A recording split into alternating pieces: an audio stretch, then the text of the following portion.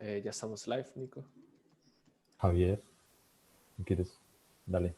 Bueno, entonces, buenas tardes a todos. La charla de hoy es sobre la vida de estudiante de posgrado. La dinámica de hoy es un poco más flexible. Vamos a tener dos invitados, Luis Henry Quiroga, que tal vez no necesita presentación. Pues me imagino que todos saben, él hizo maestría, doctorado en Leiden y ahora está haciendo un postdoctorado. Entonces, él va a ser uno de nuestros invitados. Y también Andrea Guzmán, que hizo maestría en astronomía y astrofísica y en este momento está haciendo doctorado.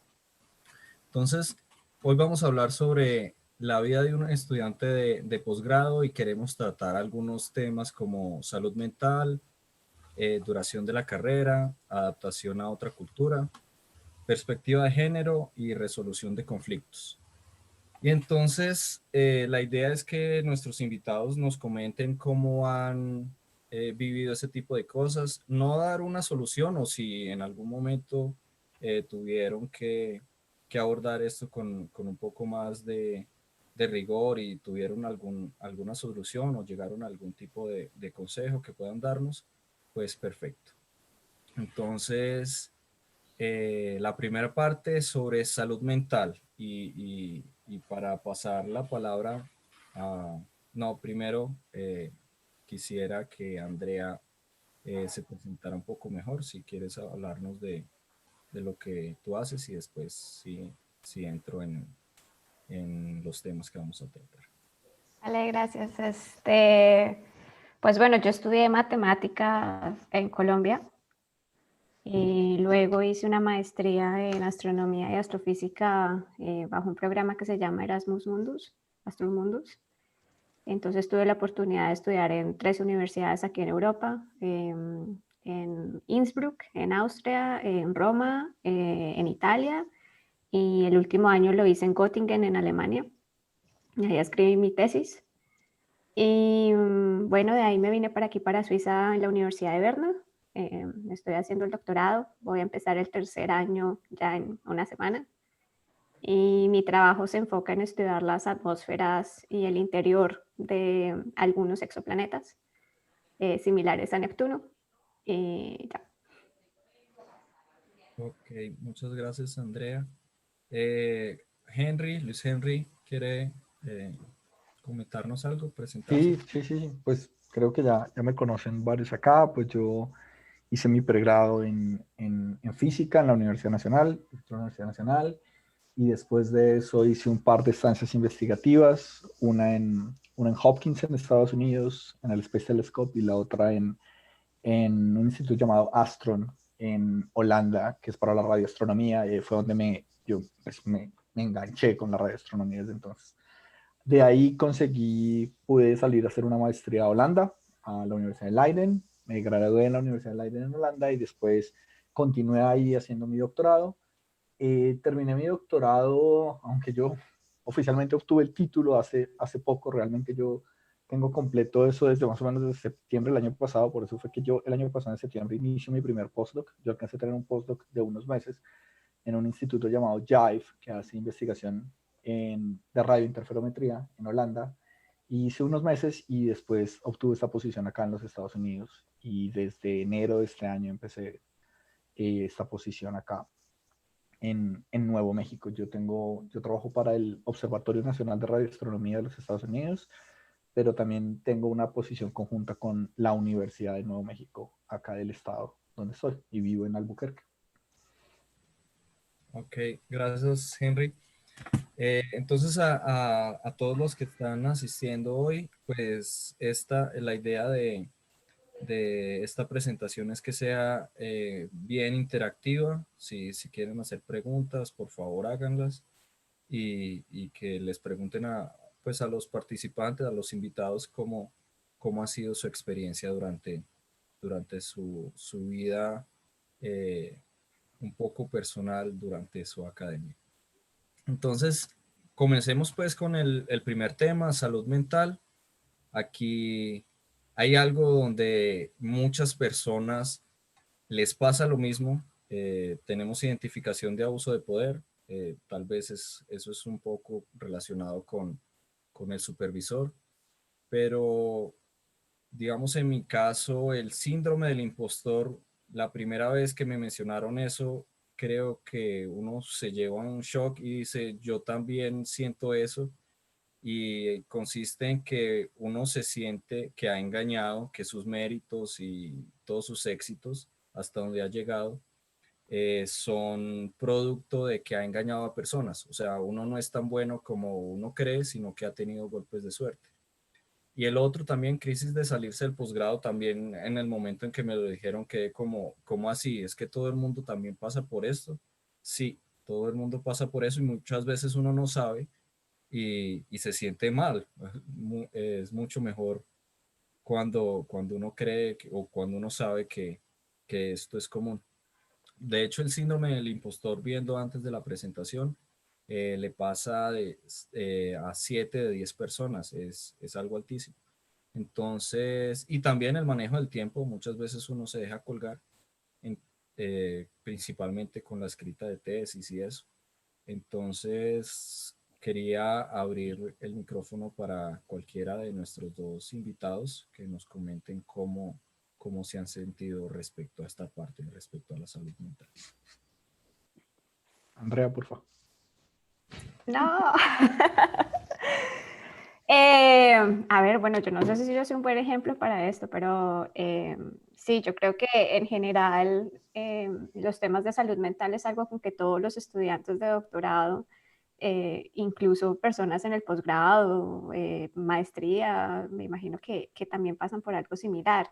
Y es como tú bien decías, ese sentimiento de que básicamente los méritos o las cosas que vamos logrando poco a poco se debe más bien por el azar o por la suerte, o incluso algunas veces me he sentido o me han hecho sentir como que me lo he ganado solamente por ser mujer y por eso me han abierto las puertas, ¿no? Por la discriminación positiva. Y pues es algo con lo que uno tiene que lidiar. Y creo que una manera de lidiar es precisamente abriendo este tipo de espacios de saber que otros estudiantes, que otras personas dentro de la academia se han sentido de la misma manera en algún punto de sus carreras. Pero sí, no sé, Luis Henry, ¿qué quiera decir? A ver, pues de estos 4 temas que se ponen acá, identificación de abuso de poder, síndrome del impostor, crisis del posgrado y manejo del tiempo, pues mi experiencia ha sido que muchas universidades, muchas entidades ya reconocen muy bien esos 4 problemas. O sea, son 4 problemas que no solo mucha gente sufre, sino que pues hay formas para tratar esos problemas. Y en la gran mayoría de universidades que yo he visto, existen medios para poder acercarse a personas para hacer esto, para tratar esos temas. Si no los conocen, mi consejo es que se informen con la universidad. O sea, siempre habrá una oficina de recursos humanos y hace parte del derecho de uno de acercarse y decir, estoy teniendo un inconveniente. Por ejemplo, en la identificación de abuso de poder, de nuevo, yo lo doy desde mi experiencia personal, no puedo hablar por todas las entidades porque no estoy seguro si funcionan así, y muchos de los comentarios que voy a hacer, de nuevo, y Andrea seguramente igual lo hará desde su perspectiva, pero tocará mirar en cada uno de los casos cómo funciona. Pero, por ejemplo, en identificación de abuso de poder, muchas veces las universidades no solo tiene uno un supervisor, sino también un promotor, un copromotor, un cosupervisor, que es una persona adicional en la cual uno sí, incluso le dicen a uno que si uno llega a tener algún dilema de esos, uno siempre puede acercarse y poner el problema en el caso. O sea, la gente en principio es consciente de que estos problemas, somos seres humanos, tenemos problemas entre nosotros y no necesariamente tiene que ser por abuso de poder, puede ser alguna fricción que haya ocurrido y que a uno lo haya hecho sentir o que la persona no se esté sintiendo a gusto o que esté pensando de que las cosas no están funcionando bien, uno siempre puede trabajarlo. En mi caso personal, de nuevo, la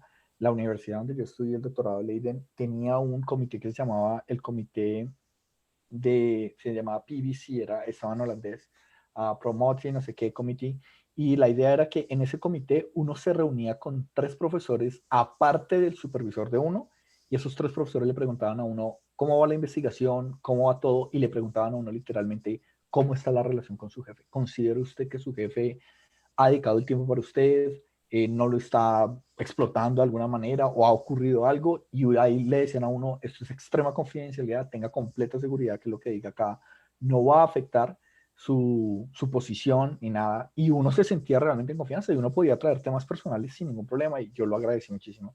Y lo mismo, después de que uno salía, entraba el jefe de uno y también lo entrevistaban igual y le decían, bueno, ¿y este chino qué? ¿Sí bien o con qué ha salido? Entonces, al final, a mí no me pasó, yo tuve una excelente relación con mi jefe, aún la tengo, pero yo sí supe de casos donde hubo problemas entre estudiantes y profesores. Este comité entró y se solucionaron las cosas muy bien para todos. O sea, hallaron otro supervisor, se manejó la situación, se miró qué hacer, pero hay que identificar cuáles son los canales en las universidades para hacer eso. El síndrome... Luis Henry, Sí, déjame dígame. preguntarte una cosa antes de que sigas. ¿Nos podrías decir más o menos qué tipo de actitudes pueden ser asociadas a uso de poder? Eh, sí, es complicado, pero sí, podría mencionar algunas. En principio, yo considero que al menos es considerado, por ejemplo, em, que un profesor o una persona le exija a uno estar a unas horas determinadas, llámese un festivo, un domingo, presente en la oficina trabajando, ¿sí? Que porque ha pasado que llega un profesor a las 2 de la tarde un domingo, entra a la oficina y no ve a nadie en el laboratorio haciendo experimentos. Y se pregunta, ¿es que la investigación va muy bien o qué? ¿Por qué no hay nadie aquí trabajando? Es real y yo lo digo abiertamente y es muy doloroso y es cierto que los estudiantes de doctorado trabajamos muchísimo más que lo que nuestras horas de contrato dicen, porque si no, no sale la investigación. Eso pasa, hay muchas investigaciones que son así. Pero de ahí a que si tú quieres libremente ir de un domingo a hacer una investigación porque te quedó algo pendiente, porque es tu dilema. Ahora, no te puede nadie presionar a una cosa de esas, es un ejemplo. O no te pueden presionar tampoco a que te pueden enviar correos a las 3 de la mañana, no pueden esperar una respuesta pronto por urgente que sea la situación, ¿sí? El profesor está preparando una aplicación para un grant y el deadline es a las 5 de la mañana y él lo está preparando a las 3 de la mañana y empieza a reventarte el correo diciéndote que porque no le manda las gráficas, que aquí hubo que él te pidió el favor alguna vez y hasta ahorita 2 horas antes está y son las 3 de la mañana, tú no las mandas, estás dormido, al día siguiente te levantas y si el profesor te dice, te mando un correo, lo lamento, pensé que estabas despierto, no pasa nada, pero si el profesor se levanta y te dice, fue su culpa, esto quedó mal hecho, muchas gracias por no colaborar, hey, no, eso no es aceptable. Eso no es aceptable, eso pasa más allá de los límites de los que uno puede tener.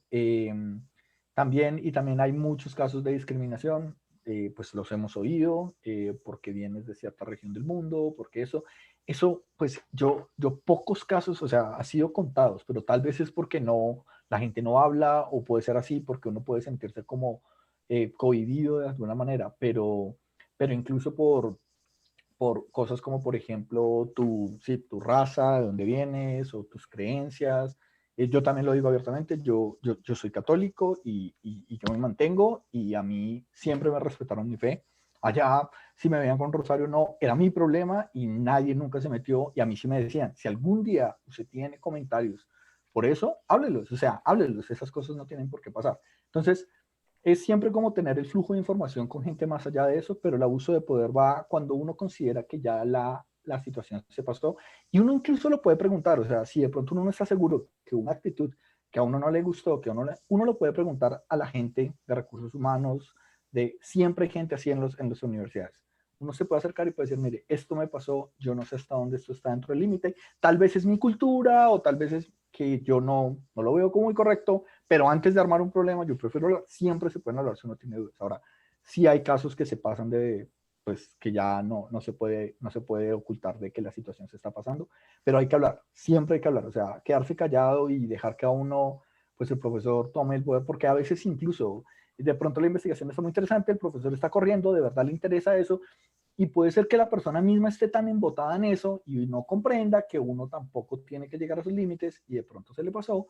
Y en general, de nuevo lo digo, en general hay muchos casos en donde se puede ir incluso directamente a hablar con la persona y decir, oye, mira, me pareció que esta parte no, pero si se tiene alguna, claro, uno siente miedos, uno siente cosas, entonces pues se pueden recorrer a otras maneras. Sí, yo quería agregar ahí que otra forma tal vez de abuso de poder es que tu trabajo no sea reconocido o sea, como proporcional a la cantidad de trabajo que hiciste también, porque por ejemplo yo tuve una experiencia así en la maestría. Hice un montón de trabajo para un profesor y al final publicaron el paper sin siquiera incluirme, pero yo estaba en una relación de poder que al final me daba incluso miedo ir a la oficina y decirle como, oye, pero es que esto lo hice, fui yo y yo debía haber sido autora de esto y al final lo dejé pasar por alto porque no encontré como ese apoyo dentro del mismo grupo para llevar ese caso. Y solamente fue hasta cuando llegué al doctorado y lo hablé con otros colegas que me di cuenta como, mierda, como que estuve en una relación de poder y realmente mi trabajo lo publicaron, pero yo no recibí ningún crédito por eso. Creo que esa es otra forma en la que incluso se puede manifestar. Y un poquito para complementar lo que decía Henry, no sé, como que mi experiencia en la universidad ha sido distinta. Nosotros no tenemos ningún tipo de comité, pero lo que sí hay es que al final de cada año hay una reunión personal con el asesor y hay unos formatos en los que uno tiene que llenar como un tipo de preguntas y le van preguntando sobre su desempeño, qué se puede mejorar, ellos le dan retroalimentación.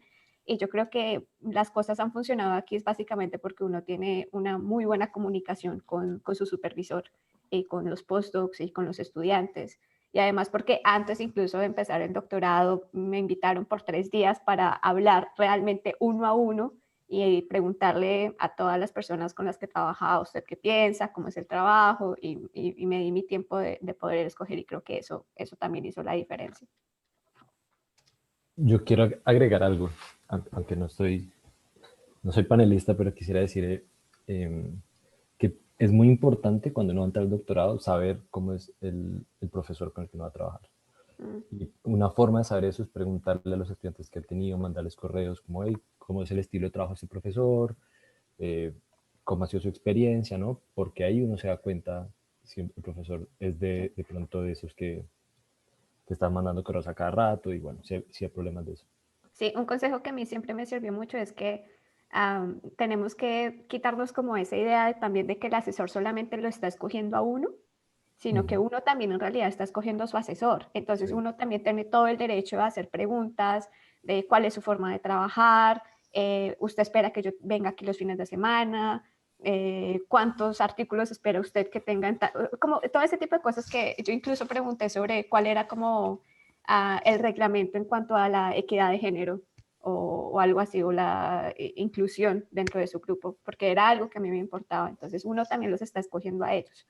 Y creo que eso es también importante como para no relegar todo el poder en esa persona, sino uno también tener ese poder. Sí, es súper interesante esa parte porque cuando también yo estoy en entrevistas, lo tomé así, me están entrevistando a mí, pero yo también lo estaba entrevistando a ellos y viendo cómo eran. O sea, si eran muy agresivos en las entrevistas, yo decía, quiero trabajar con estas personas. Si son así en la entrevista, ¿cómo están después? Y la otra cosa que quería decir era, si relacionado con los comités, que es bueno que uno, a donde uno llegue, trate de buscar a esa gente que van a ser como sus aliados, ¿no? Entonces, ¿quién me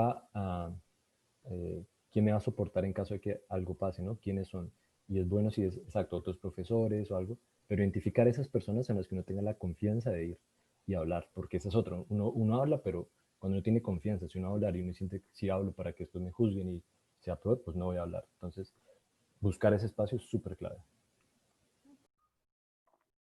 Y digamos todas estas cosas, esas primeras cosas de identificación de poder y síndrome del impostor, ese abuso de poder, síndrome del impostor, más o menos también llevan a ese tercer punto de crisis de salirse del posgrado. Son cosas que ayudan.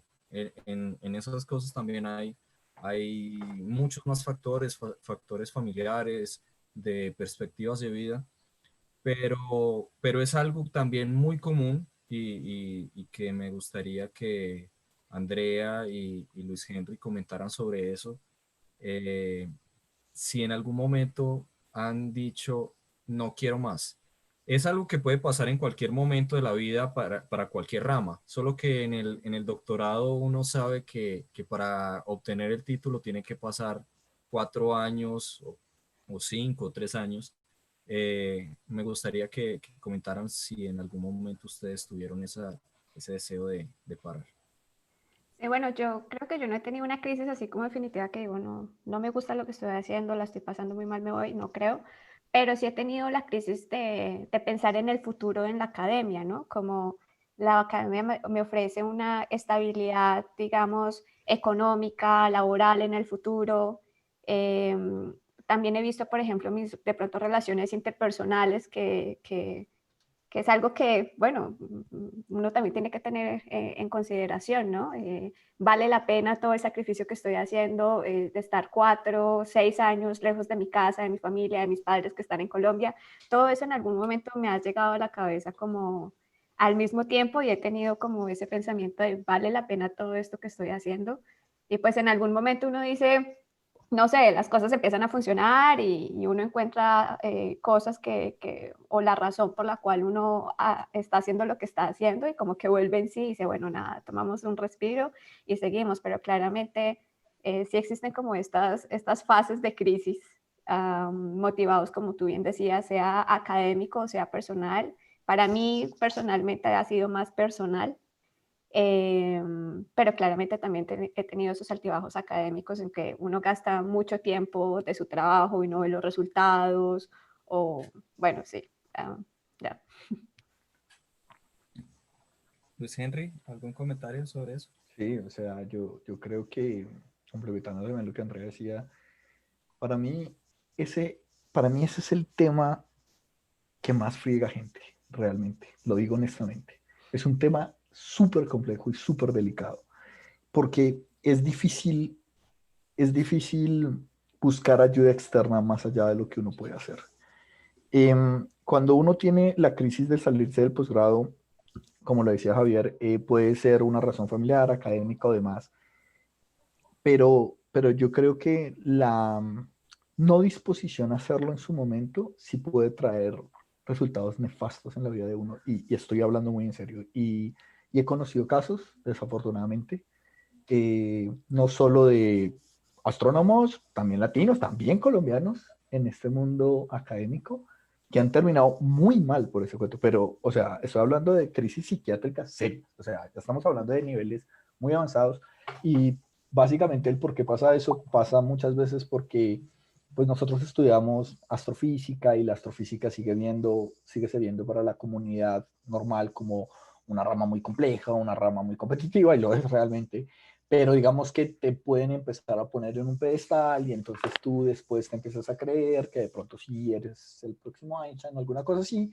y entonces de pronto llegas a ciertos niveles y realmente pues sí eres muy bueno en muchos criterios, pero digamos que la competencia es más alta, hay mucha más gente, es mucho más difícil, y entonces de pronto ya no te sientes como el primero, como eras en el colegio, y entonces empiezas a sentir como ataques de decir, hombre, yo no soy tan bueno, y entonces ahí también se une el síndrome del impostor en tu cabeza y te la despedazas.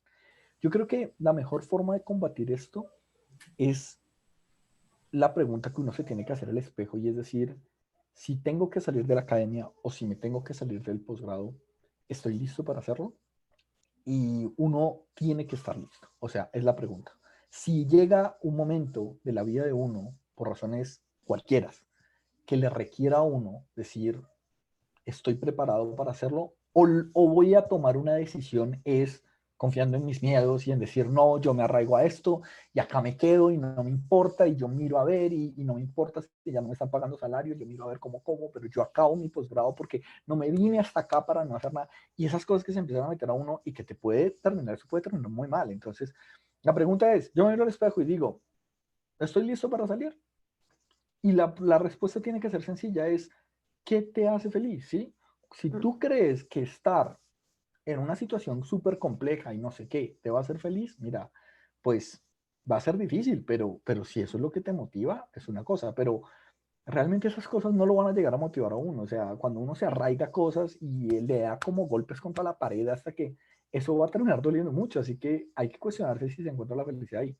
Yo en mi caso personal, yo creo que hubo dos momentos en mi vida. Yo no voy a decir que tuve como la crisis de que me va a salir, pero yo sí lo valoré y agradezco muchísimo que yo tenía la respuesta un poco, tomé la decisión con cabeza fría y sin volver loco.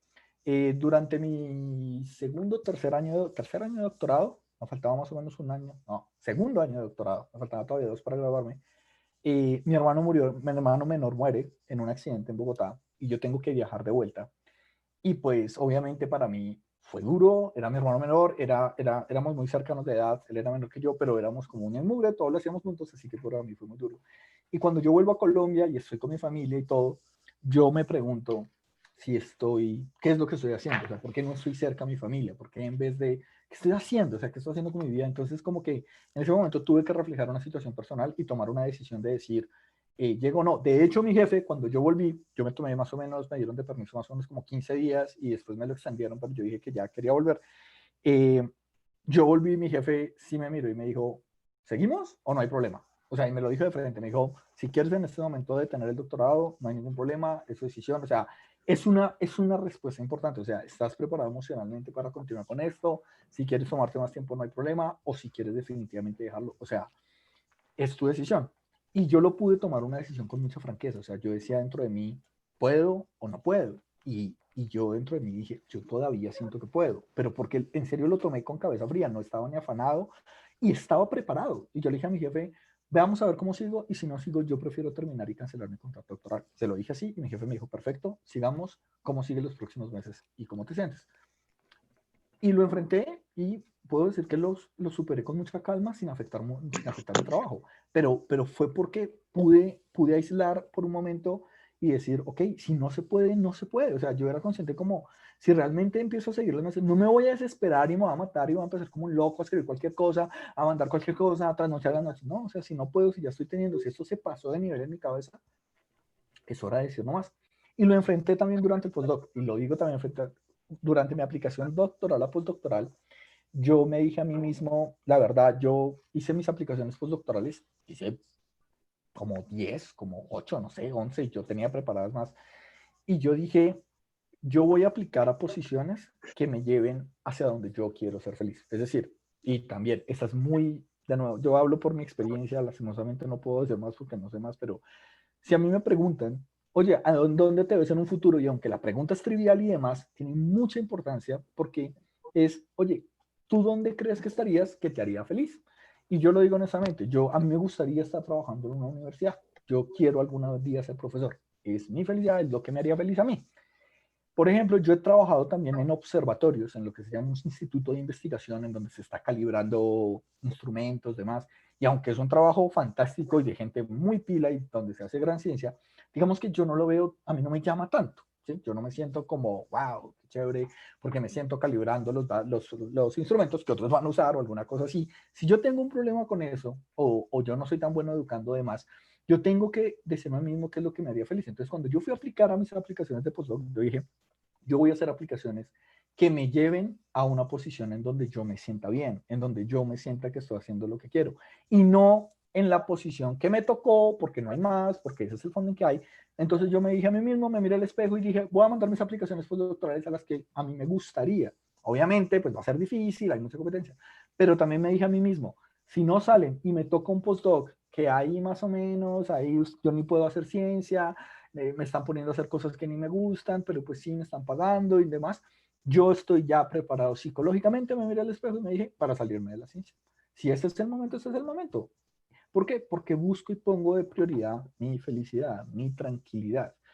Eso es algo que no es fácil, o sea, yo no estoy diciendo que solo dije de un momento a otro, me costó muchísimo y en su momento dije, bueno, ya estoy dispuesto a dejar la ciencia si es necesario, pues bueno, hasta aquí llegué y no pasa nada, o sea, y hay 1000 cosas y me contaría aprender 1000 cosas que hacer más y si me ofrecen trabajo en algo más chévere y pues también yo tuve a mi hija y entonces yo quería estar donde ella estuviera y si ella era feliz, yo era feliz, o sea, no era tan complicado, pero cuando uno a veces se arraiga a que tengo que lograrlo, ojalá lo logres de verdad, porque si no el tostazo puede ser muy fuerte y no siempre lo recomiendo. Entonces, de nuevo, mi experiencia muy personal, puede que a algunos les sirva, puede que a otros no aplique del todo, pero esto ya estamos entrando en otros niveles que ya, y yo estoy tratando de ser muy honesto y muy abierto. Eso es lo que yo he vivido y eso es lo que me ha pasado. Sí, yo quisiera agregar que lo que dice Luis Henry, realmente que la salud mental, perderla no vale la pena por un doctorado. Yo también siempre me pregunto como qué es esa cosa que me haría feliz hacer en el futuro y he descubierto, o sea, he mantenido mis opciones abiertas, que estar en la academia y hacer investigación es algo que me gusta pero sé también que la competencia es muy alta, pero también soy consciente que muchas cosas que he aprendido durante el doctorado me van a servir para poder hacer otras cosas, ¿no?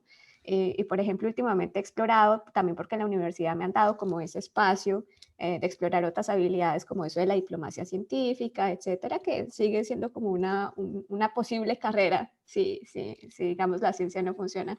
Y lo otro que yo quería decir era que no hay que tener miedo realmente a pedir ayuda, y sea ayuda profesional o psicológica. O sea, no sé, existe un tabú grandísimo al respecto, al menos siento que en Colombia es como el tabú de que si uno va a un psicólogo está loco, tiene así como problemas re graves o no.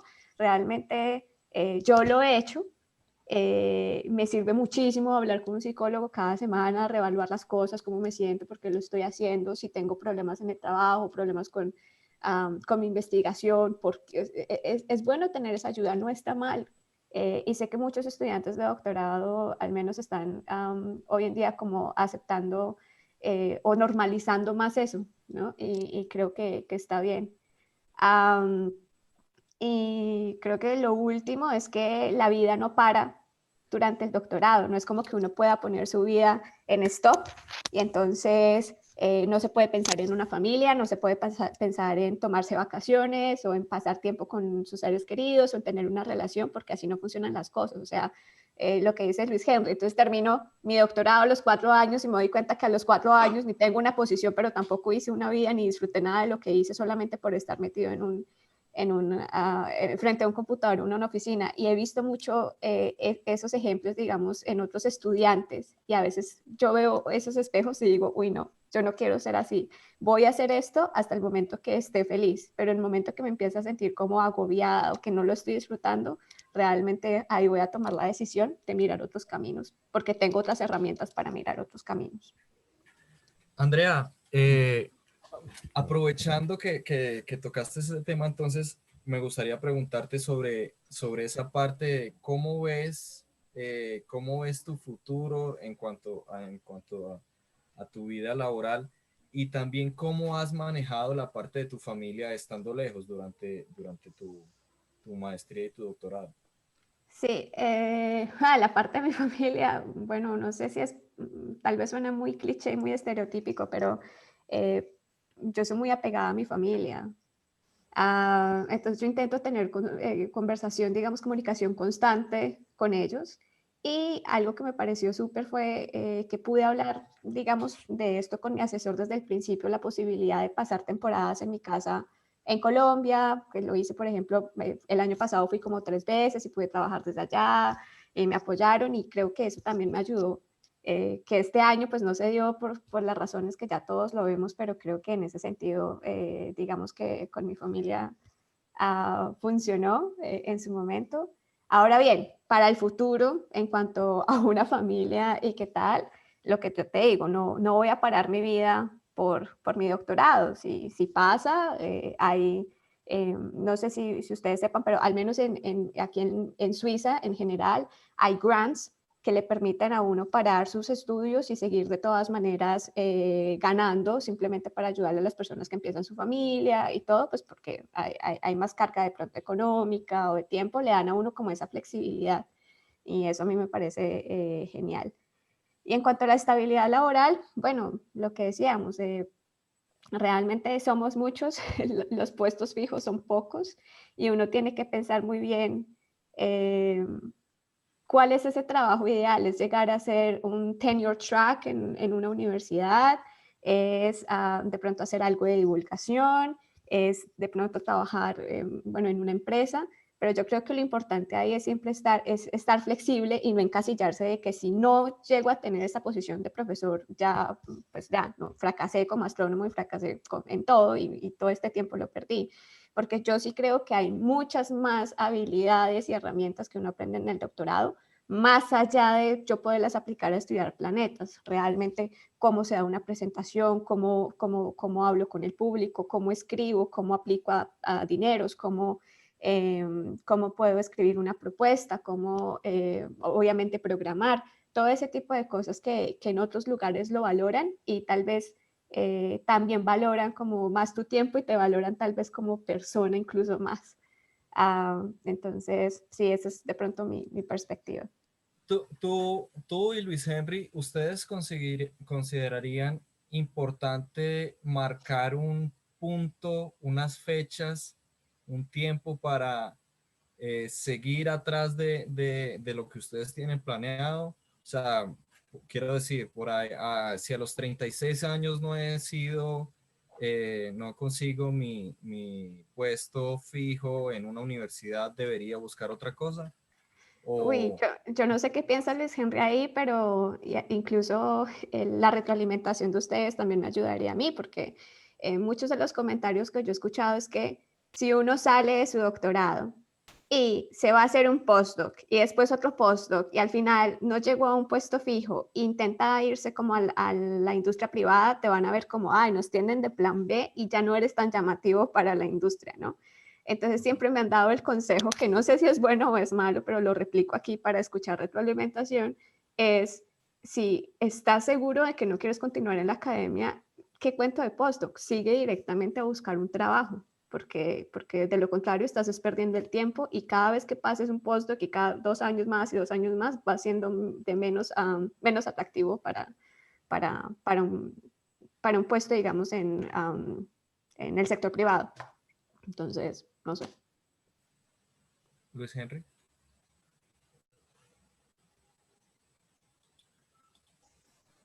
A ver, la respuesta es complicada. La respuesta es complicada porque lo que dice Andrea es muy cierto. Y es que cuando uno decide que ya no quiere seguir más, cambiarse a la industria lo antes posible es la mejor decisión. Eso sí, me parece cierto.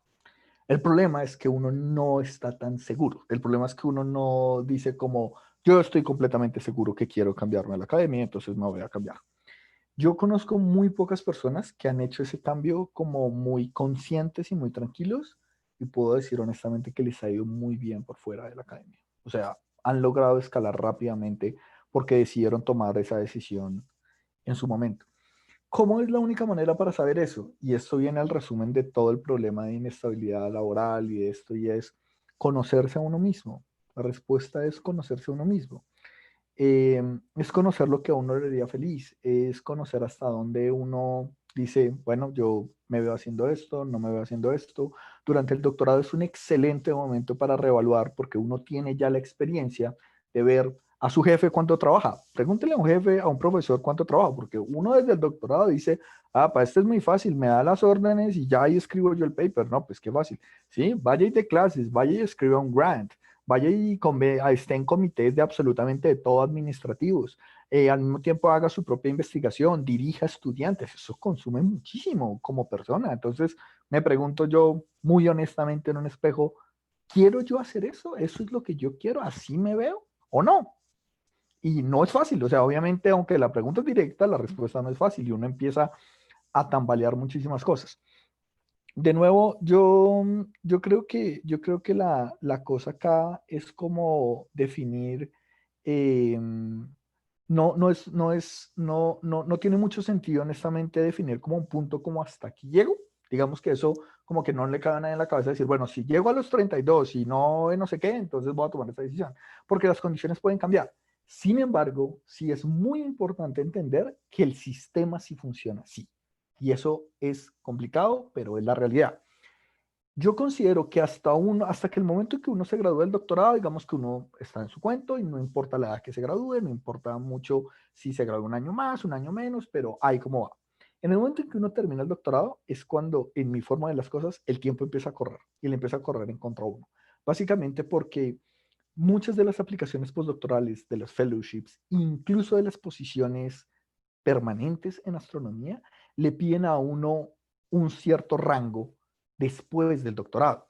Eh, Hay posiciones que ustedes las pueden buscar en este momento en el AA Register, posiciones permanentes que dicen, buscamos personas con no más de 7 años de postdoc. Y uno dice, ¿cómo así? Yo ya llevo 8. ¿No me pueden ni siquiera recibir? No lo sé. Las universidades están definiendo esos números, o 7, 8 y hasta 10. He visto máximo 10. Más de 10 años de postdoc no, al parecer no están recibiendo las aplicaciones. Incluso para las fellowships, para los mismos postdocs, Hay postdocs que te dicen a ti, usted no puede terminar el doctorado, usted no puede aplicar esa posición si ya pasaron 3 o 5 años desde que se graduó de su doctorado. Y uno empieza a decir, y uno empieza a hacer cuentas con meses. Uno empieza como, yo me gradué en febrero y entonces todavía tengo 28 meses y entonces eso 28 es menos que 32. Voy a aplicar. Y entonces uno manda la aplicación. Incluso le dicen a uno, tiene que casar el mes al cuento. O sea, la cosa empieza a ser como exacta. Y aunque uno dice, pero yo cómo voy a tomar una decisión de eso si a los 32 me retiro o no, yo sí digo como, mira, la verdad es que la verdad es que el sistema le está exigiendo a uno que uno haga ese cuenta y esos cálculos. Yo, de nuevo, hablo por mi experiencia personal. Yo ya no estoy solo y para ir de una vez al tema de la familia, yo no estoy solo, yo vivo con mi esposa y con mi hija. Y, por ejemplo, mi hija en ese momento, pues, tiene todavía 3 años y entonces, pues, movernos de país todavía no es tan complejo porque la niña todavía no ha empezado en una educación formal y entonces puede saltar entre jardines y está bien. Pero, por ejemplo, ya cuando yo termine este postdoctorado, ya la niña va a entrar a educación formal. Ya tiene que entrar como en cualquier país donde estemos, no tengo ni idea, pero donde estemos, tendrá que entrar a una educación formal. Y yo ya tomé mi decisión en mi vida y yo dije, yo, por mi vida, pues si yo quiero seguir saltando y jodiéndome y saltando de un lado a otro y tener una vida inestable, sigue siendo mi vida, pero yo no le puedo exigir eso mismo a mi hija. Entonces, yo lo que he decidido es, yo voy a terminar este postdoc, voy a ver si consigo un segundo postdoc, pero si ya después del segundo postdoc yo no veo para dónde o no hay una planta, yo ya prefiero decir no más. O sea, yo no voy a seguir en esto si no es necesario. ¿Por qué? Porque no voy a poner a mi hija a saltar cada 3 años que ella tenga que hacer amigos y aprender un nuevo idioma y acoplarse a una nueva gente, una nueva cultura, porque no me parece, a mí, en mi forma de ver, el ambiente adecuado para un niño de 5 años en su momento. Entonces, Luis pero Henry, dime. sobre ese punto de la familia, durante el doctorado, o sea, tú eres el ejemplo de que uno sí puede tener familia durante haciendo un doctorado. Bueno, ¿Qué consejo das para uno sobrevivir al doctorado teniendo una hija y una esposa? pues a ver, yo lo que pasa es que algo que yo no me arrepiento nunca en mi vida fue reconocer mis debilidades antes de salir de Colombia. Cuando yo salí de Colombia a hacer mi maestría afuera, me pasó algo que me cambió muchísimo y fue el hecho de que yo pude hacer una estancia en Holanda, en el mismo país, por 3 meses investigativa. Y cuando yo hice esa instancia, yo volví con una idea de Colombia medio traumado, lo voy a decir. Y es que cuando yo encaré cómo eran los holandeses y cómo era la vida y cómo era el clima y cómo era la situación, yo personalmente dije, yo no voy a poder sacar una maestría. Yo no voy a poder vivir tanto tiempo ahí solo. No voy a poder, o sea, ¿por qué? Es porque me reconozco a mí mismo que yo sí dependo mucho de mi familia. O sea, yo dije, yo necesito un apoyo emocional o me van a despedazar porque yo soy así. Yo me reconozco a mí mismo así. Ahora, si tú eres fuerte, dale, pero yo sabía que yo no era así. Entonces, cuando yo vuelvo de esa estancia, yo tenía 23 años, mi esposa tenía 21 años, y yo le digo a mi esposa me dice a mí, oye, mira, ella es auxiliar de vuelo, ella estudió para ser azafata y entonces estaba trabajando en una empresa en Colombia y ella empezó papeles para trabajar en Fly Emirates, en Dubái, y a ella le dijeron, si te damos el empleo, hacemos un relocation a Dubái. Y ella me dice desde Colombia a mí, ¿te irías conmigo? Y yo dije, ¿y qué carajos voy a hacer de astronomía en Dubái? Nada, pero yo dije, pues vamos, o sea, juntos en esto hasta el final. A ella al final no le sale nada y a mí me dan la beca en Leiden y ella me dice a mí, yo le digo a ella, ¿te quieres ir conmigo? Obviamente el gobierno holandés no nos va a aceptar como noviecitos o amigos, ellos dicen, ¿ustedes son familia o no? Entonces yo le digo a ella, casemos.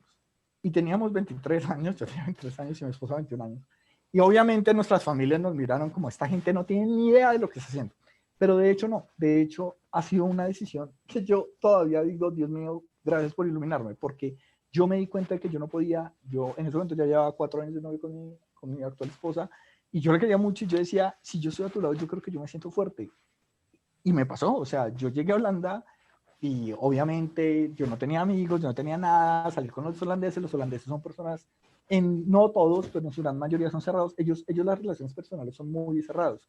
Con decir un ejemplo, que muchos holandeses que yo conozco, ellos se casan con la novia del colegio. O sea, es como la misma y ya, y como que es como salir de una vuelta. Y yo digo como, no, ¿cómo hacen eso? Pero ellos son así. Entonces ellos como que no son muy abiertos a las amistades tampoco. Pero para mí me salvó eso. O sea, yo llegaba, iba a mi clase, demás, y yo me volvía para mi casa a estar con mi esposa y los dos comíamos arepas y decíamos, y hablábamos mal de los holandeses y ya estuvo, ¿sí? Y eso me recargaba como no se imaginan. ¿Pero por qué? Porque yo me reconocí a mí mismo. Yo decía, sí, no, eso no lo voy a lograr. Y por eso fue que cuando yo estaba acabando la maestría, pues a mí me fue muy bien en la maestría. Acabé muy buena maestría, me gradué con muy buenas notas y demás.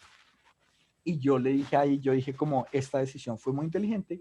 Y entonces pasó algo que también me puso como en jaque y me puso a decir hasta dónde estoy dispuesto a sacrificar uno por lo otro. Y esta es mi invitación. No siempre se puede tener lo que uno quiere, pero hay que siempre hacer un sacrificio si uno quiere algo. Entonces, siempre hay que medir hasta dónde el sacrificio lo vale. ¿Cuál fue el sacrificio con mi esposa? Pues, bueno, pues que vivíamos con una beca y vivíamos apenas, o sea, pero apenas con lo que nos daba la beca para vivir para los dos. Era difícil, pero no imposible. Pero para mí valía más la fuerza emocional que yo recibía. O sea, yo podía trabajar mejor, pero es que yo me conocía y así era yo. Por eso hay que evaluarse siempre. Y ya para resumir, durante la maestría me vino otra prueba de esa manera. Cuando yo acabo la maestría, yo aplico a doctorados y a mí también me va muy bien en mis aplicaciones de doctorados. Tengo algunas posiciones en Alemania y al final obtengo dos posiciones que me cambiaron. La primera fue Leiden, que me dice quédate, y yo dije, bueno, esta es una buena opción. Y cuando a mí me llaman de la entrevista en la Universidad de Cambridge, en el Reino Unido, yo dije, cabrón, yo me voy por la Universidad de Cambridge, hice mi entrevista y cuando regreso, tengo en mis manos la carta oficial de aceptación al doctorado pagado en la Universidad de Cambridge. Y yo dije, si yo hubiera estado sin esposa, quizás sí me hubiera ido para Cambridge, porque yo dije, carajo, estoy tomando top del mundo. Pero cuando yo estaba en esas, mi esposa, esa misma semana, ella decide rehacer su carrera y ella logra una beca en una universidad cercana a Leiden, que se llama la Universidad Erasmus de Rotterdam. Ella empieza a estudiar arte y cultura internacional para reiniciar una carrera. Y aunque la beca le cubría casi toda la matrícula, igual ella tenía que poner al menos pues, la alimentación y demás. Y ella me dice a mí, hay dos opciones, o nos quedamos acá y yo no puedo hacer la carrera si no estoy contigo porque necesito comer, así que ni modo de separarnos y tú haces allá tu cuento y yo el mío, o me voy para Cambridge contigo y pues allá miraré qué hacer. Y yo también miré las condiciones en Cambridge y ella como esposa mía no tenía derecho a nada, básicamente, o sea, ni a estudiar, o sea, era súper difícil. Y yo ni lo dudo, yo dije, mi esposa se ha sacrificado, ella ha tomado la decisión de venirse conmigo, aun cuando a ella también le tocó duro con su carrera y yo, pues es hora de yo decir, bueno, pues no me voy a quedar en Leiden, voy a rechazar Cambridge. Esta gente no lo creyó cuando yo les mandé la carta y me decían, ¿es en serio? Yo les dije, sí, no, no hay problema. Y de hecho fue muy fácil. Cuando la gente me pregunta, yo les digo, de hecho fue muy fácil. ¿Por qué? Porque sabía que era lo que a mí me iba a hacer feliz. Y yo sabía que estar con ella era lo que me iba a hacer feliz. Y ahora después llega mi hija y se nos complica más el chicharrón, pero digamos que siempre pensábamos como, esto es un equipo y hay que tener mucha mentalidad de equipo y se pueden sacar las cosas. Pero hay que ser muy organizados, hay que ser muy organizados con las plata, hay que ser muy organizados con la cuenta y hay que saber medir hasta dónde uno puede dar. Alguna gente que me escucha, y yo he hablado con otra gente que me ha preguntado esto literalmente, yo alguna vez estuve en unas entrevistas en la universidad que entrevistaban a padres de familia durante el doctorado y pues obviamente pues para ellos yo era muy pelado, ¿sí? Yo tenía 27 años cuando me hice papá, y los holandeses, eso sí de vaina, sí es rarísimo. O sea, yo era de los papás más jóvenes que yo conocía en todo, o sea, eso no pasaba en Holanda. Entonces, ellos sí me decían como, ¿pero usted cómo hace? Y yo decía, pero no sé, o sea, trabajo, cuido a la chiquita, ¿pero por qué? Porque también hago equipo con mi esposa, ya va a la universidad, tenemos que tener un jardín en la mitad. Sí, las cosas se complican, pero si emocionalmente tú eres una persona emocional como yo, pues digamos que al final yo sí recibí toda esa recarga que me permitía salir a romperla al observatorio. O sea, es que no sé cómo más decirlo. Ya, Si me permites, quisiera comentar algo, y es que, bueno, claro, escuchamos como la perspectiva de Luis Henry como papá, pero está muy bien documentado que cuando tú eres mujer y tú eres investigadora y vas a pasar de la academia a un postdoctorado, las cosas son totalmente también distintas y juegan a tu contra incluso. Y es algo que está muy bien documentado y no me lo inventé yo. Se conoce como la tubería rota o el leaky pipeline. estos son esos sesgos implícitos que tienen los comités que te van a evaluar o que te van a contratar para una posición. Solamente el hecho de que tú eres mujer y que posiblemente vas a tomar una licencia de maternidad o que vas a tener que, bueno, qué sé yo, simplemente ya como que inconscientemente o a veces incluso conscientemente te ponen en desventaja a comparación de muchas personas dentro del mismo pool de aplicantes. No solamente eso, la pandemia ha demostrado que si tú eres una mamá y que eres investigadora, también tu productividad investigativa también ha disminuido. Lo pueden encontrar en los artículos de Nature Astronomy. Bueno, hay muchos más, pero está, digamos, ¿cómo se dice? Sí, bueno, con números que demuestran que esto es algo real. Entonces yo creo que la perspectiva de todas maneras, así sea difícil para aceptar para muchos, es muy distinto para una mujer investigadora que quiera seguir en la academia y que quiera tener una familia a su contraparte en la academia. Eso es totalmente de acuerdo. Por eso yo dije, desde el principio lo dije, es mi perspectiva, yo hablo por Sí, lo sí. que pasó a mí. De pronto me gustaría, de pronto, ya que lo dices, voy a invitar para uno de los paneles a una compañera que hizo el doctorado conmigo.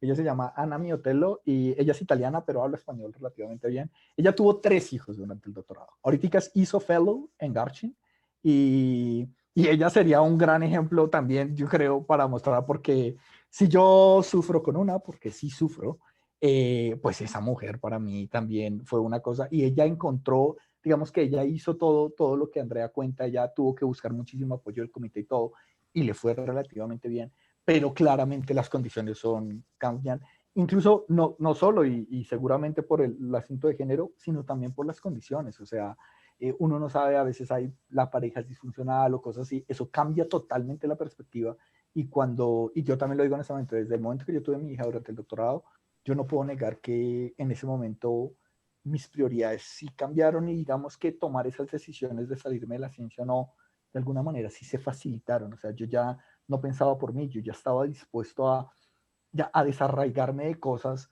sin tanto dolor porque ya pensaba en alguien más. Pero esa es la experiencia de cada uno, ¿no?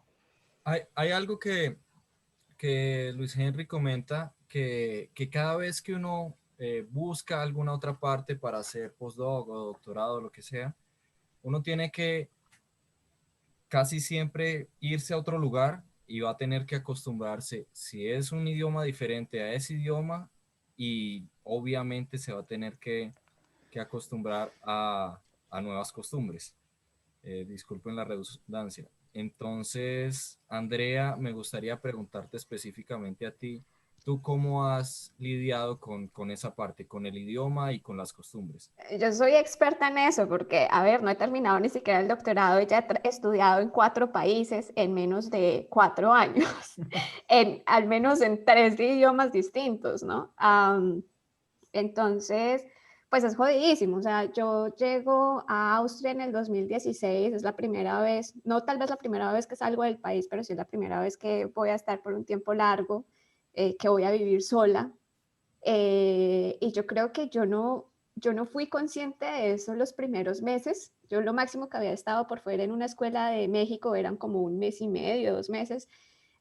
Pero cuando ya pasaron los 2 meses fue como, joder, voy a estar aquí 2 años de mi vida y no voy a devolverme ahorita a Colombia y tengo que, ¿cierto? Como aparte de concentrarme a estudiar, tengo que lidiar con aprender otro idioma. Mi inglés no era tan bueno cuando yo llegué a Austria, entonces aparte de vivir en alemán, tenía que tomar mis cursos en inglés. Y yo tenía un pregrado en matemáticas y pues cuando yo llego es el montón de física también que tengo que aprender en otro idioma que no es el mío. Entonces digamos que ese primer semestre para mí fue un poquito como, no catastrófico, no iría hacia ese extremo, pero sí fue muy difícil y mis profesores estaban conscientes de eso, pero pues bueno, yo le metí toda.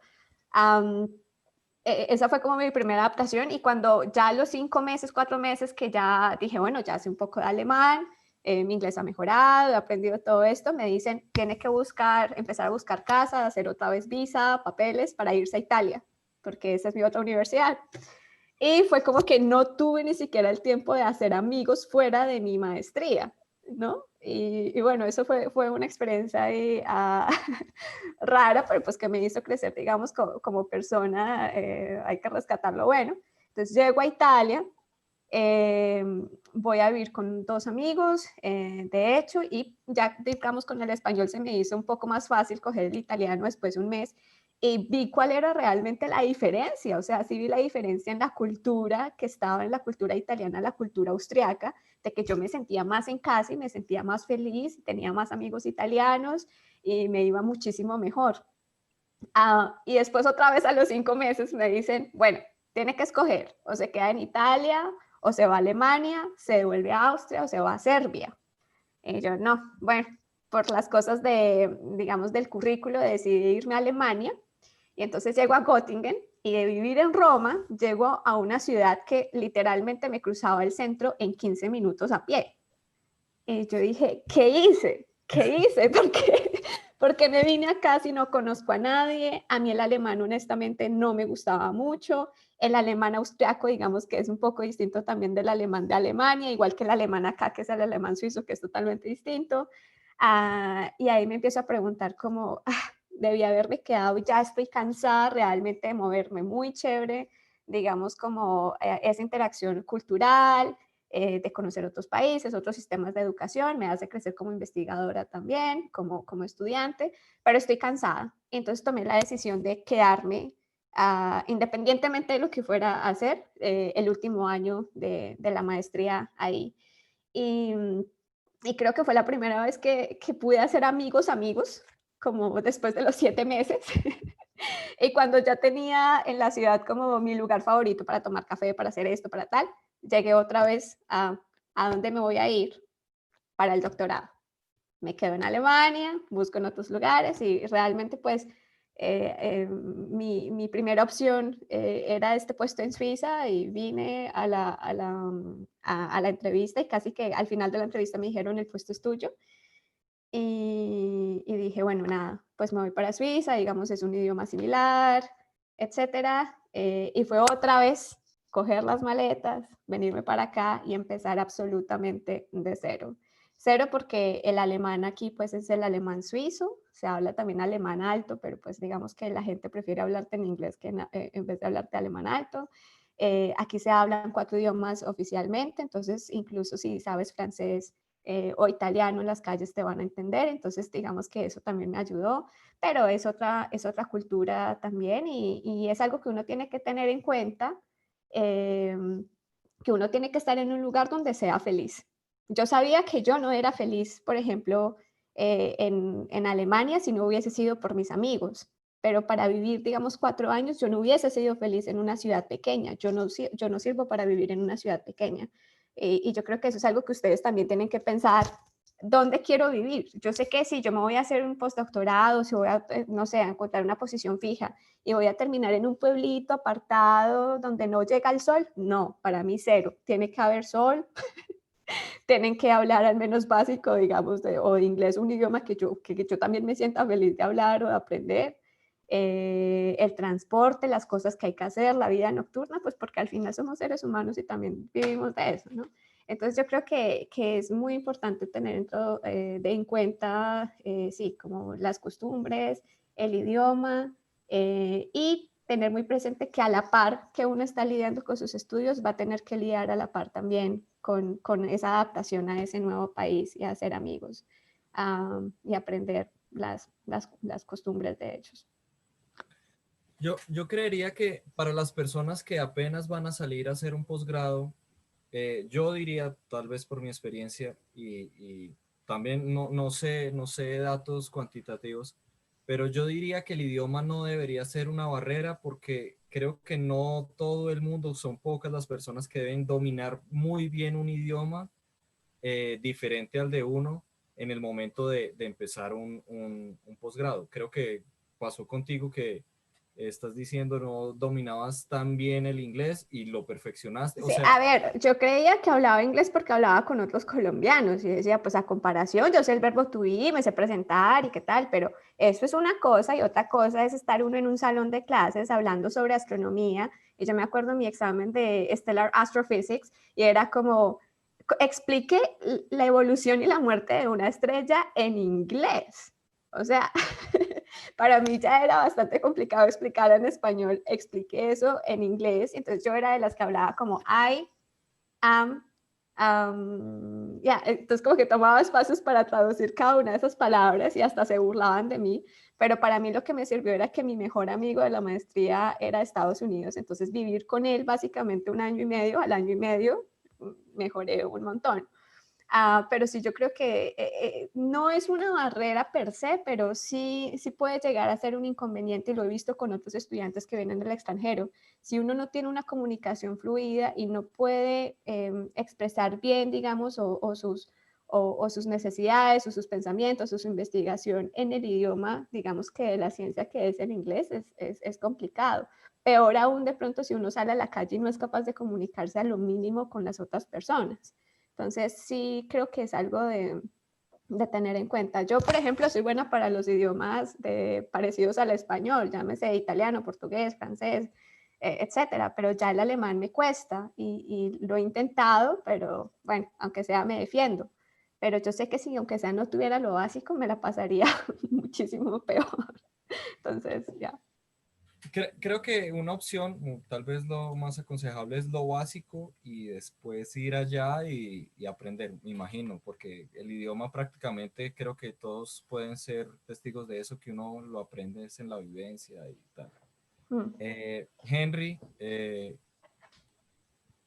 ¿quisieras hacer algún aporte con No, respecto? yo creo que mi experiencia es mucho menos interesante en ese sentido. O sea, Holanda era un país, todo el mundo habla inglés, nadie habla holandés porque pues, es un idioma muy inútil a menos que vayas a Bonaire o Aruba y en Surinam y Holanda, que es así de grande, de resto pues no. Entonces, la gente que yo aprendí holandés y la gente que lo aprende es más por como conocimiento, como por aprender algo diferente, ¿sí? No estar tanto tiempo en la casa y algo así, pero no por una necesidad. Entonces, pues, yo sí me sentía en un país en donde todo el mundo hablaba, pues todo el mundo, yo iba a todo lado y todo el mundo hablaba inglés y las costumbres, de nuevo, yo me salté como ese pedazo de mi vida de tener que acoplarme a otras costumbres, porque yo, pues de nuevo, yo tenía a mi esposa, entonces pues yo fui como a un par de fiestas holandesas en las cuales uno salía y los demás, todo el mundo con una cerveza de pie, porque no hay sillas, no compran sillas, no sé. El hecho es que tú te tomas tu cerveza y te empiezan a preguntar los colegas, bueno, ¿y qué pasó con el cálculo este de la? Y yo, ay, Dios mío, no más, por favor, no más, no hablemos más de ciencia que me voy a morir. Pero pues así eran ellos, entonces yo como que ya la segunda que me invitaron, tercera, yo ya dije como y sí, mi esposa me llamó y me dijo, hice sancocho y logré hacer sancocho. Y yo dije, nah, chao, ¿qué me voy a poner acá?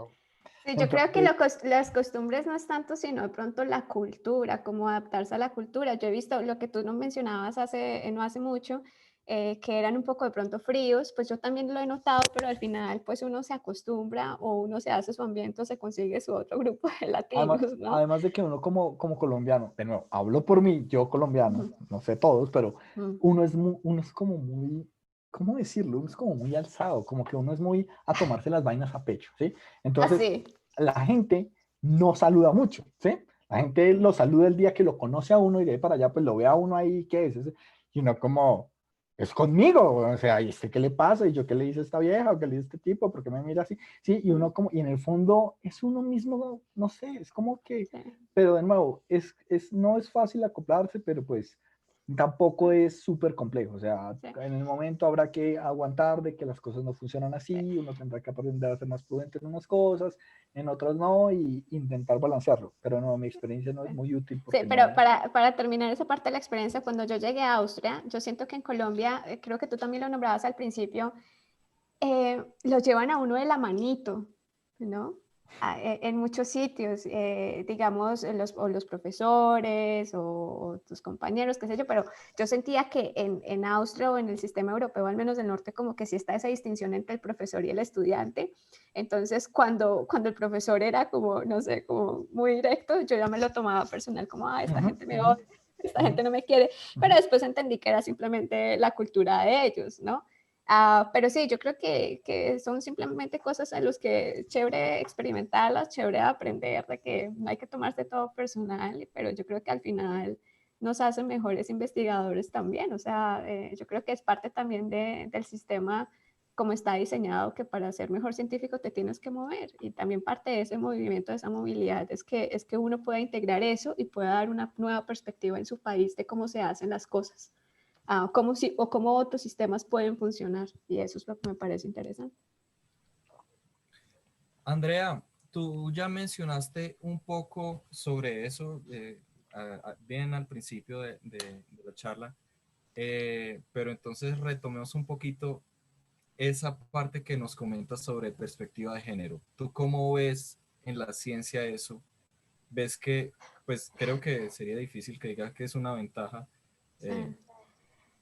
Mira, no es una ventaja. O sea, no creo que ninguno de los que estamos acá vamos a pensar que, al menos históricamente, en el área de la astronomía, la participación de la mujer ha sido relegada. Pensemos, por ejemplo, en las calculadoras de Harvard, ¿no? Etcétera. Entonces, es un regazo que hemos tenido históricamente a los números que tenemos ahora. Siento que cada vez somos también más conscientes de identificar este problema de la tubería rota, de la discriminación de género, de cómo, por ejemplo, y nuevamente, son cosas que están muy bien documentadas. Si tú pides una carta de recomendación, es distinta la carta de recomendación que tú recibes cuando eres un hombre a cuando eres una mujer. Por lo general, cuando eres hombre, dan adjetivos tipo como es muy inteligente, es un genio, es muy innovador, pero cuando eres mujer se refieren a más como cualidades de trabaja muy duro, es juiciosa, sí, tipo así. Incluso la longitud, ¿sí? Como el tamaño de la carta también depende del género que seas. Y nuevamente todo esto se reduce a esos sesgos de género que están tan esparcidos en la academia. Nuevamente, por poner otro ejemplo, con números en la astronomía, en las evaluaciones de la medida del tiempo de telescopio en Hubble. O sea, fue la primera vez cuando hicieron la revisión anónima dual que por primera vez el número de investigadores principales, mujeres y hombres, estaban en una razón de 50-50%, porque no estaban en el mismo panel metiendo sus sesgos allí. Entonces, yo creo que esto tiende a mejorar definitivamente, pero falta mucho por hacer. Ahora bien, yo creo que Nico, yo siempre cuando yo peleo en Twitter, lo veo que me apoya. Entonces tal vez pueda comentar algo. Pero siento que ahorita hay como ese pensamiento de que esa discriminación positiva ahorita está afectando, digamos, a los hombres en la academia. Y da esa sensación entonces de que nos están aceptando a las posiciones, maestrías, doctorales, postdoctorales, tenure track, simplemente porque somos mujeres, pero no porque realmente tengamos una muy buena hoja de vida que está a la misma razón que nuestras contrapartes, ¿no? Y entonces eso es un poco de pronto como el tema que me choca hoy en día. Pero bueno, yo sí soy una de las personas que cree que hasta que esa brecha de género, al menos en las ciencias, en el caso particular de la astronomía, no esté, digamos, cerrada, no esté a la par, sí hay que tomar más iniciativas para involucrar a más mujeres en la investigación, en posiciones y sobre todo posiciones también de poder. Esa es como mi perspectiva. Yo quiero añadir un par de cosas. Y gracias, Andrea, por compartir. Siempre también aprendo un montón de todo lo que escribes en Twitter. Pero un ejemplo también que me causó así como shock fue como hice un experimento que mandaron una hoja de vida de un hombre y una mujer para que la evaluaran científicos, ¿no? Y a ver, digamos como si estuvieran buscando a un candidato a profesor, dieron puntajes y al final la del hombre estuvo por arriba como, no sustancialmente, pero estuvo por arriba que la de la mujer. Y lo raro es que después el experimento era que era la misma hoja de vida, solo le cambiaban el nombre. Entonces ahí uno se da cuenta hay un sesgo, o sea, no es como, no, es que es porque sí, el hombre tenía, no, había un sesgo y es claro, eso es evidencia clarísima. Y desde el punto de vista, digamos, de hombre, uno dice, mierda, o sea, ¿cuántos sesgos tiene uno que lo impide ver buena ciencia, todo? Entonces uno empieza a ser consciente, yo creo que ese trabajo que uno tiene que hacer es ser consciente, reflexionar de en qué momentos estoy usando los sesgos que tengo. Y ya, por ejemplo, uno va a conferencias y uno ve a una persona, dice, a una mujer, dices, ah, tú eres la de ese paper, yo pensé que ese paper solo por el apellido, uno ya asumía que era un hombre, ¿no? Y resulta que era una mujer. Entonces uno dice, mierda, ahí tengo Sí. un sesgo. Y lo ves también en cosas como, por ejemplo, el mansplaining, ¿no? Y eso pasa muchísimo en las conferencias. O que tú dices algo y básicamente como que te lo palabrean de cierta manera, pero es básicamente lo que tú dijiste y como que se apropian de esa idea. Y hay maneras de pelear eso. Y yo creo que por eso es importante que como comunidad de mujeres astrónomas nos unamos, pero también importante es tener a nuestros colegas astrónomos como aliados. Y que cuando vean este tipo de comportamientos también sean capaces de decir, hey, esto no está bien. O por ejemplo, que vas a una conferencia a presentar un póster, que pasó el año pasado, por ejemplo, en Islandia. Está presentando un póster y pasa un profesor ya de los viejitos y le dicen a uno, sonría, sonría, se ve más bonita para presentarlo. Y creo que la manera de pronto de combatir eso en el sistema es haciendo, por ejemplo, códigos de conductas, hablar de eso con otras colegas, investigar también uno mismo para tener uno muy presente en qué casos eso puede pasar. Pero esto no se lo inventa uno, y es lo que yo siempre digo, esto que estoy diciendo no me lo invento, está bien documentado, y si quieren pueden ir a Nature Astronomy o pueden ver los artículos en Archive o donde ustedes quieran, que está con números y bueno, es algo que pasa, pero tengo la plena fe y confianza de que son cosas que están cambiando y que nosotros como astrónomos podemos, digamos, liderar iniciativas para mejorar eso en la academia. Andrea, en ese aspecto, esa discriminación de género está en toda la sociedad, pero tú como estudiante de posgrado, ¿tú crees que es mayor o que la academia es un poco menos? Y creo que no es. La respuesta creo que es No, no. o sea, no, eso está presente en la academia. Ahora, yo no sé si está en las otras disciplinas, no sé, en humanidades o incluso entre otras disciplinas de la ciencia, ¿no? Pero yo sé muy bien, o estoy muy bien documentada en el caso de la astronomía, astrofísica o ciencias del espacio, cuál es la situación. Pero Ah, específicamente como estudiante de posgrado, ¿tú crees que el peso es mayor? O sea, que los profesores tienen ejercen ¿cómo decirlo? Una presión de género mucho mayor Yo por no ser creo que es estudiante. una presión de género, pero es, por ejemplo, comentarios machistas dentro del salón de clase. Yo me acuerdo que un día estaba tomando un curso de, nuevamente, Stellar Astrophysics, y el profesor decía, vamos a hablar de la estrella favorita de las mujeres, la que está hecha de diamantes en el núcleo, así, comentarios así. Yo en mi carrera de matemáticas recibía por parte de profesores un comentario tipo de, a ver, yo no espero que usted por ser mujer entienda esto. Así, y yo creo que lo que pasa, o parte de pronto de los colegas hombres o de los científicos en general, no se han expuesto a estas cosas que nosotras constantemente sí recibimos. Y el hecho de que ustedes no estén expuestos no significa de que no pase. O incluso dentro de las mismas mujeres, de que no pase para algunas, no significa que para otras personas que están incluso dentro de grupos como minorías, que sí pase, que es el Ivory Tower o lo que vimos de Black Scientist hace poco en Estados Unidos.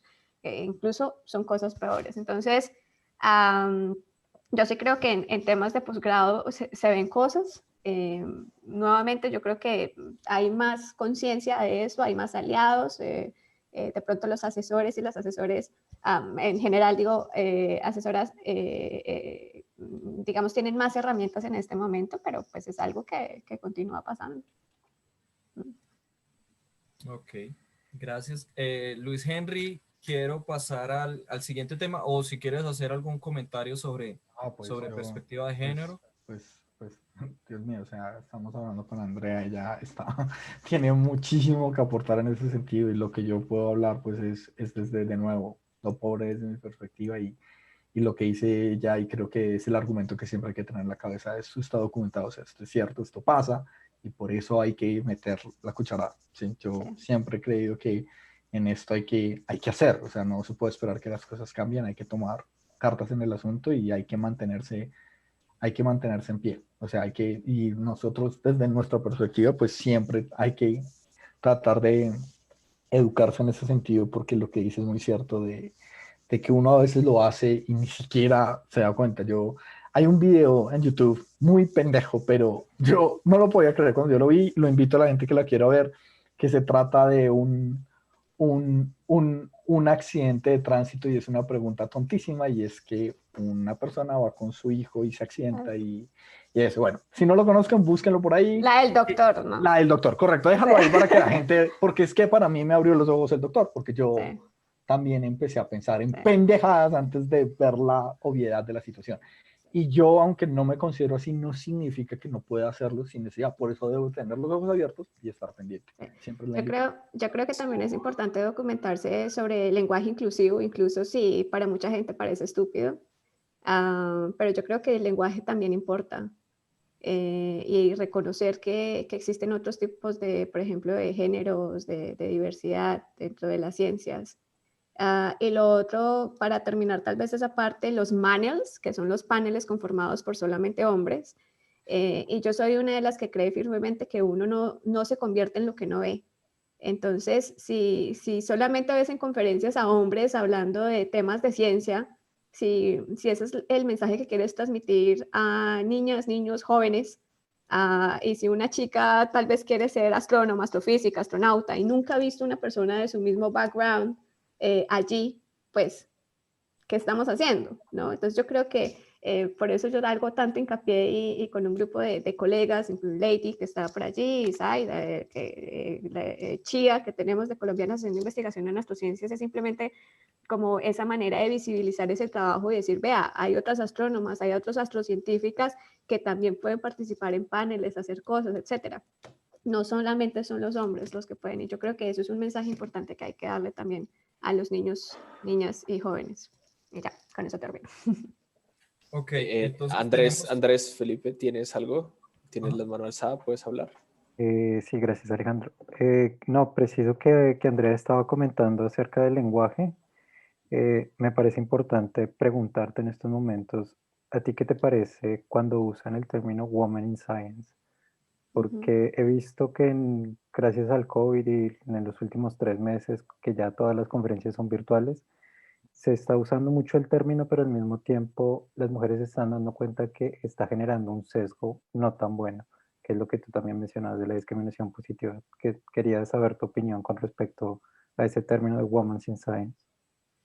Pero no entiendo muy bien tu pregunta, o sea, ¿te genera, Sí, o sea, que genera problemas?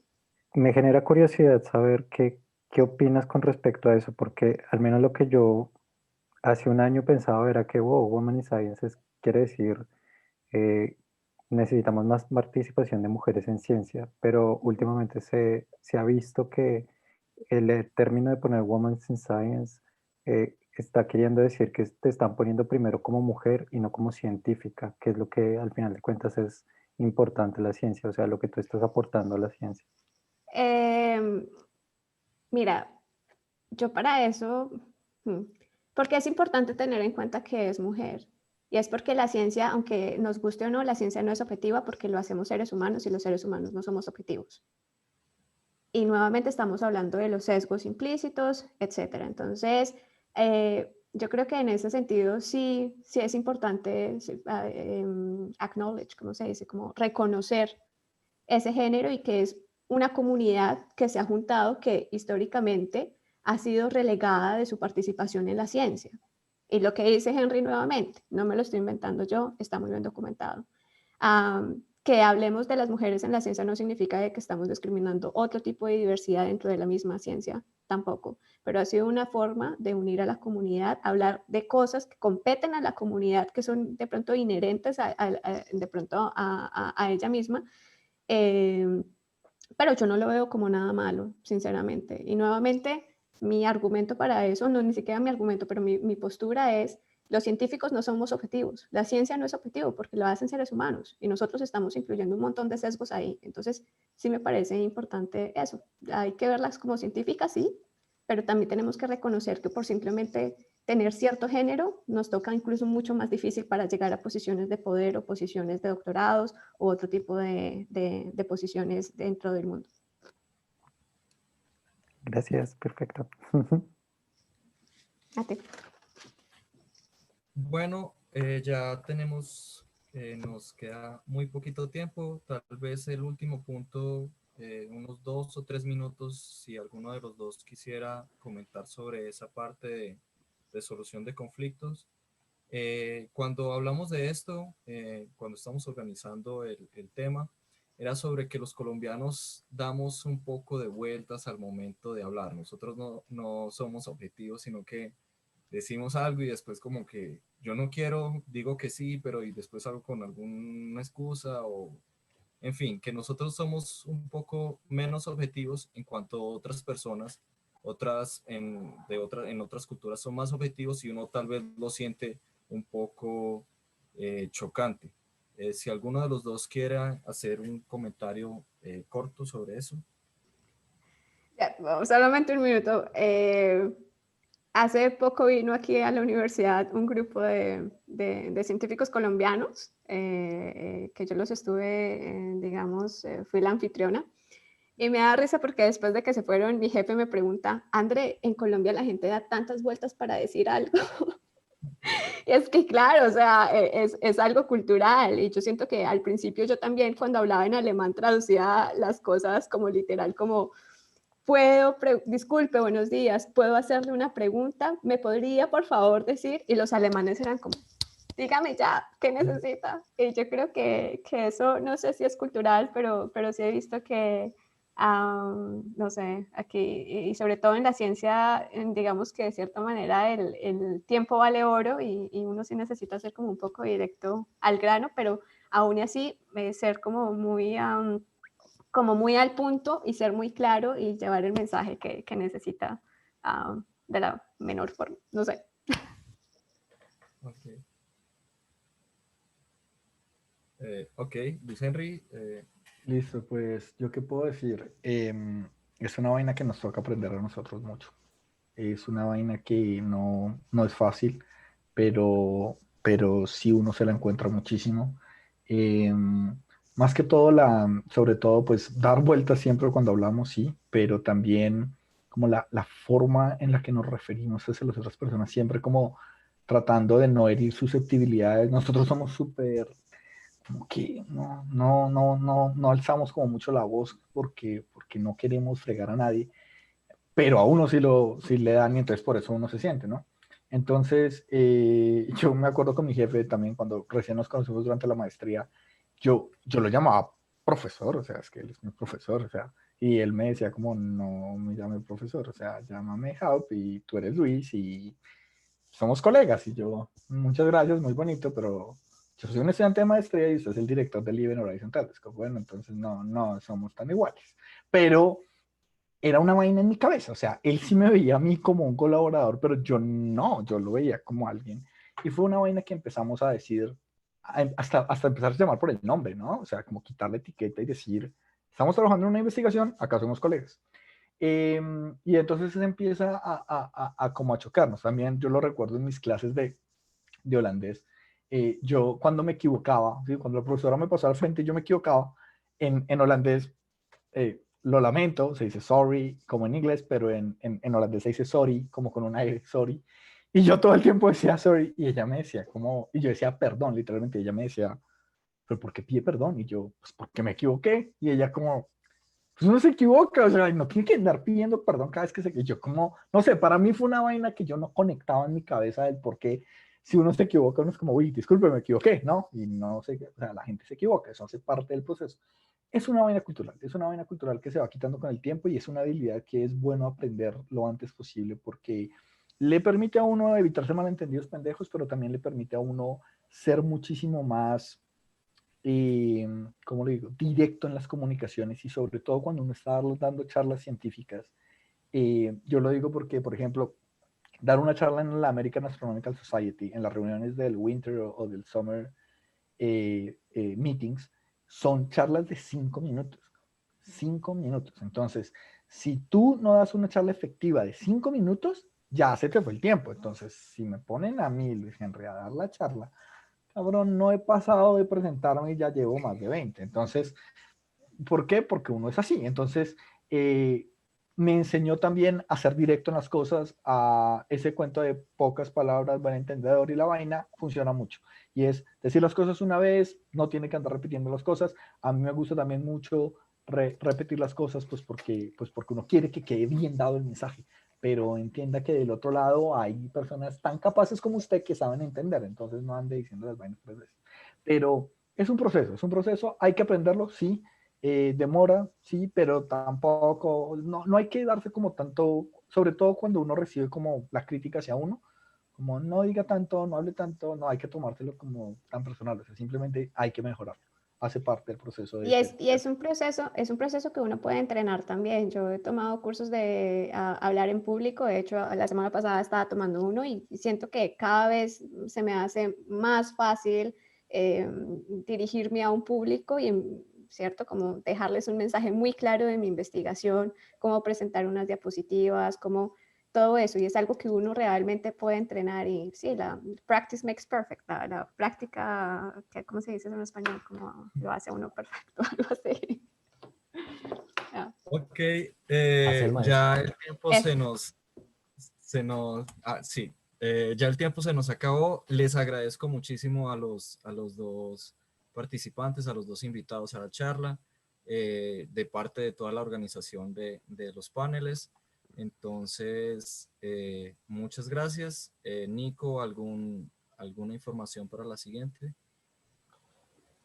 No, nada, nos vemos en 2 semanas y que vamos a Yo hablar sobre quisiera dar un aporte oportunidades pequeñito, de la perdón, academia. Dale, Sai. solamente para motivar a que, por ejemplo, no sé, las personas en el chat estuvieron muy activos en el chat, entonces sería muy chévere como que pues ellos pudieran dar sus comentarios en el Slack, porque igual escribieron muchos aportes muy interesantes, entonces los invito también a hacer eso. O sea, me pareció como que una dinámica muy interesante en el chat, lástima por el tiempo, uno pudo, digamos, avanzar con estos comentarios y demás, pero sí los invito a que las personas que participaron allí puedan participar en Slack, para que todos tengamos también esa información. Yeah. Igual y si tienen preguntas, bueno, yo no soy muy activa en Slack, pero mi correo electrónico lo pueden encontrar también, o cualquier canal de comunicación, estaré feliz también de responder dudas de cualquier índole. Bueno, muchas gracias a todos y todas y nos vemos en 15 días. Vale, gracias. Chao. Chao. Chao, gracias a todos y a todas. Chao.